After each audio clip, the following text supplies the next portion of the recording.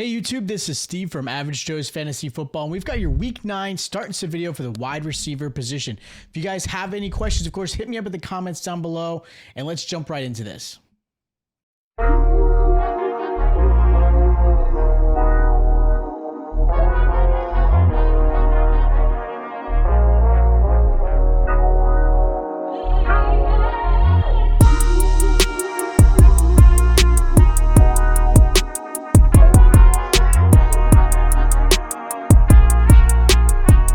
So week 9 of the NFL is here, and we are talking wide receivers start and sit video.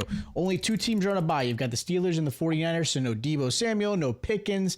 And of course, right into this, we've got a lot of players that are going to be here. Now, there are two Monday night games, and of course, we've got a great slate of games on Sunday. So hopefully this video helps you guys kind of figure out who you should put in your lineup.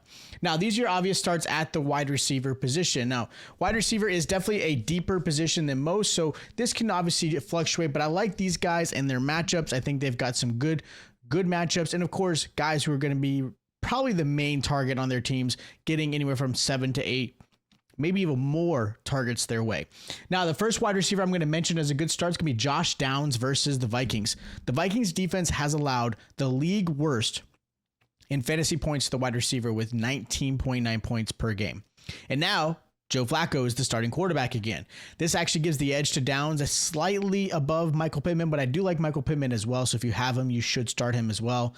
But again, here's the thing. Downs is averaging 15.7 points a game when Flacco was his quarterback. He is actually even coming off a 100-yard receiving game with Anthony Richardson as his quarterback. With the whole Flacco situation, I do believe this helps the offense out a lot. And again, like I mentioned, I think Josh Downs and Michael Pittman have value this week. Another receiver I like, Jayden Reed. Look, he's going against the Lions this week. Reed comes into week 9 as the wide receiver 10 in fantasy. Of course, you can't always rely on him, though. You've got Jordan Love dealing with injuries, and he's been in and out of the lineup, unfortunately, due to that. Plus, realistically, any wide receiver on the Packers could have a big day, and they could also have a bad day. So it is tough to kind of figure out which receiver is going to be the one that has the most success.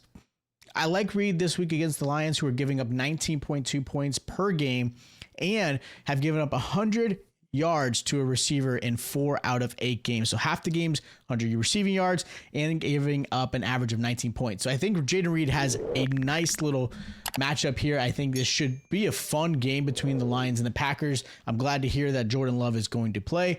At least he's expected to, so hopefully nothing changes.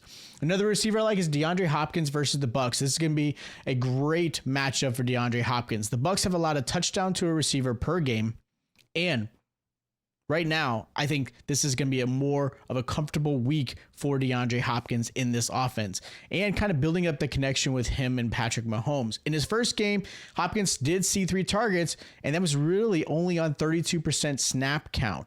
He is expected to increase his snap count closer to 70 to 80% this week, and he could definitely take advantage of that against a really poor Bucs secondary. So, matchup-wise, I love it. I think you could even consider Xavier Worthy as a nice play as well, just because the matchup is juicy. But I'd like DeAndre Hopkins a lot. And the last receiver I'm going to mention as a good start is going to be Ladd McConkey versus the Browns. The Browns defense is nothing like it was last year. They are allowing a touchdown per game to wide receivers. They have allowed an average of 17 points per game, and McConkey has seen his targets pretty consistent around about 7 targets a game. And he's now coming off a 29 point performance in week 8. Now, McConkey is still only seeing about 68% snap share, so there's always a risk of a dud game, but I do like McConkey. I think he's building that. Again, the confidence is building up every single week with him and Justin Herbert, so I really like him.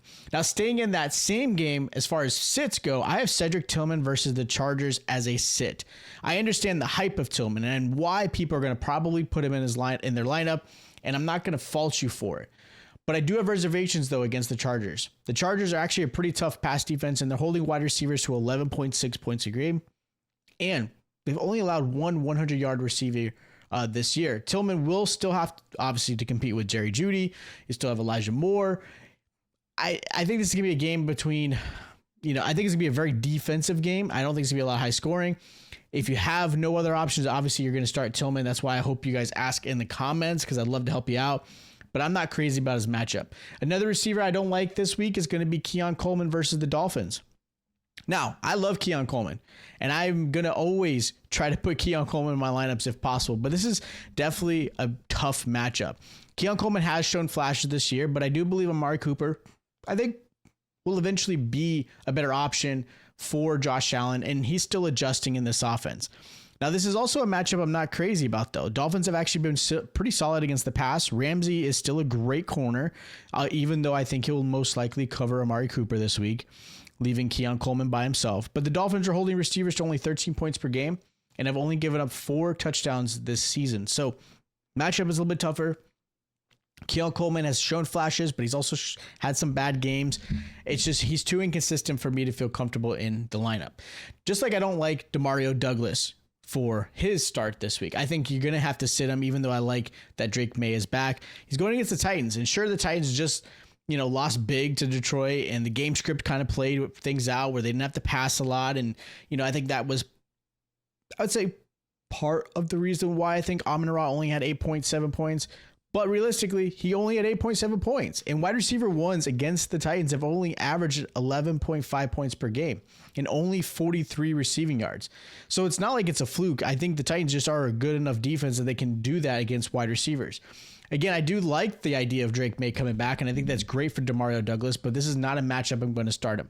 And the last receiver I'm going to sit, Zay Flowers versus the Broncos.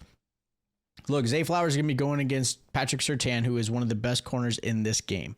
And I think it's going to be a really tough matchup. The Broncos are only allowing 9 points per game to the wide receiver one. And I expect the Ravens, honestly, to run a lot more, I would say, in this game, just to secure the win. Lamar Jackson's dealing with a lot of injuries. He's missed a lot of practice time. And I think with that said, I think Derrick Henry becomes the big factor if they want to secure this win. There's a chance the Broncos could even win this. As crazy as that sounds, that defense for the Ravens has not played well. And again, Bo Nix might show up. I think Cortland Sutton might show up because Cortland Sutton's one of my sleepers this week against the Ravens. I think Cortland Sutton could have 80 yards and a touchdown. That's the kind of secondary that this Ravens defense has played. They are really, really poor. And I also like Devontae Smith as my other sleeper this week going against the Jaguars.